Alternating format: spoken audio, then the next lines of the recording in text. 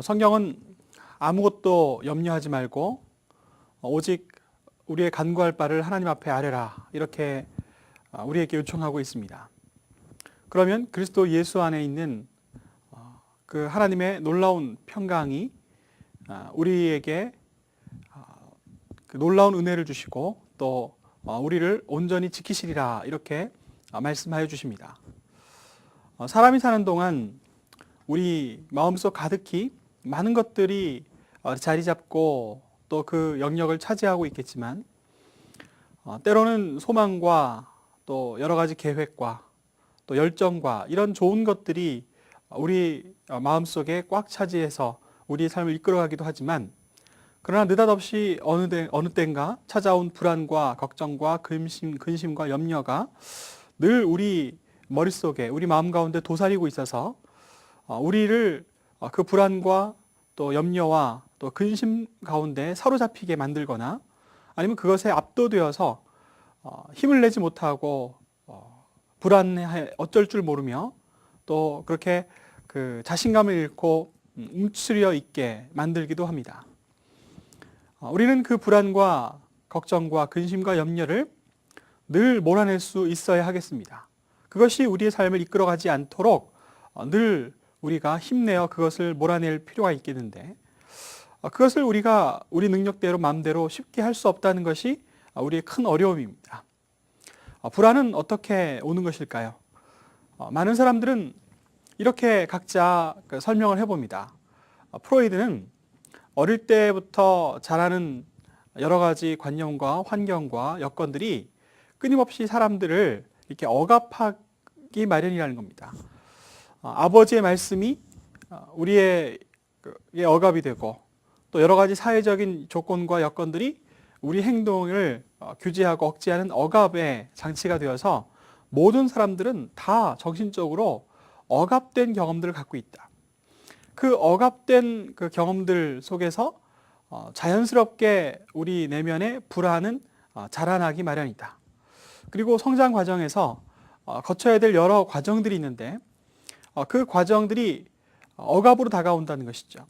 때가 되면 소변을 가릴 줄 알아야 되고, 대변을 가릴 줄 알아야 되고, 또 때가 되면 이런 것들을 해야 할 줄 알아야 된다라는 이런 사회적인 억압이, 그것을 못하게 될 경우, 혹은 그것이 늦어질 경우 다른 사람들이 불안해하고, 그리고 닥달하고 강요하고, 그래서 심리적으로 그 마음에 억압이 생겨서 나중에 그 억압을 제대로 해결하지 못할 때 이 불안이 극대화되고, 그 불안에 사로잡힐 때 자기 행동과 모든 말이 무의식적으로 그렇게 신경질적인 혹은 이런 역기능적인 혹은 잘못된 이상한 행동을 이끌어내는 그런 과정이라고 프로이드는 설명을 하고 있습니다.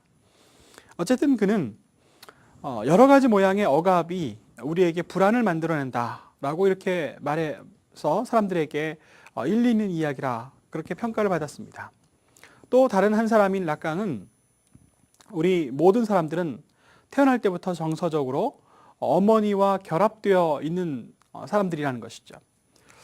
태어난 이후에 어쩔 수 없이 생존을 위해서 어머니의 젖을 빨고, 또 어머니로부터 사랑을 받으면서 자기의 존재감을 그렇게 확인하면서 자라나게 되었답니다. 그런데 가장 완벽한 결합은 사실 어머니 자궁 속에 있을 때였습니다.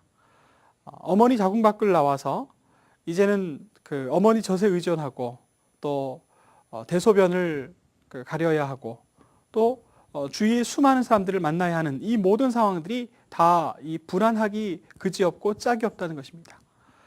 자라나면서 어머니로부터 정서적으로 독립해야 하는 과제가 남아 있습니다. 스스로 학교에 다녀야 하고, 또 스스로 자기의 일을 처리해야 되며 독립적인 인간이 되어가야 합니다. 그리고 이 땅에 수많은 규범들, 또 따라야 할 것들을 따라가야 합니다.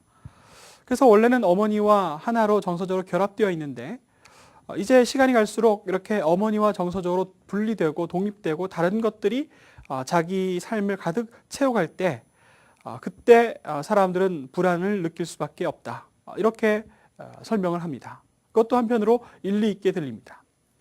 우리는 이 세상에 여러 우리를 죄로 이끄는 것 가운데 죄에 굴복되어 사는 그 억압 속에서 우리는 두려워하고 불안하고 근심해야 합니다.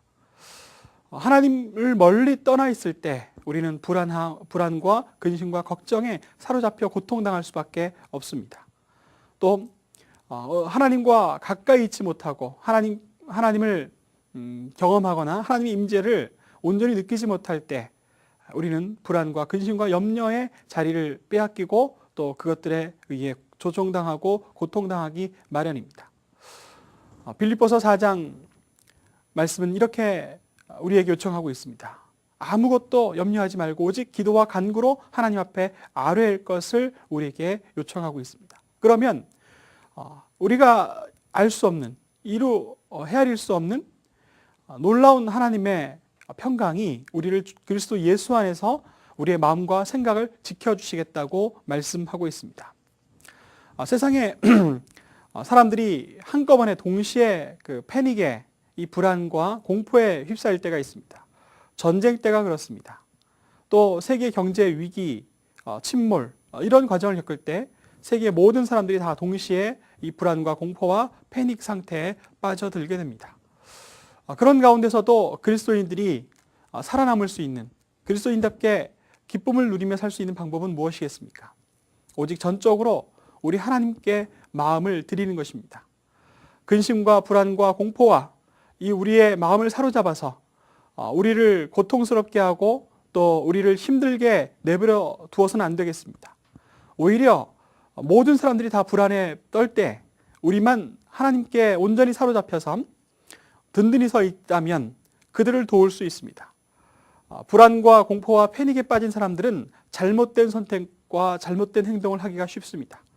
그들에게 정말 선하고 모범적이고 바른 선택이 무엇이며 또 삶이 무엇인지 볼 수 있으려면 불안하기 쉽거나 근심에 사로잡히기 쉽거나 아니면 모든 사람들과 함께 이 패닉 상태에 빠져들 때 그것을 하나님의 말씀으로 또 하나님의 임재하심으로 하나님의 사랑을 경험하는 방법으로 그 모든 것들을 이기고 물리쳐서 하나님의 살아계심을 증거하고 드러낼 수 있어야 하겠습니다. 이 세상 근심과 염려가 여러분들의 삶을 주장하지 않도록 하십시오.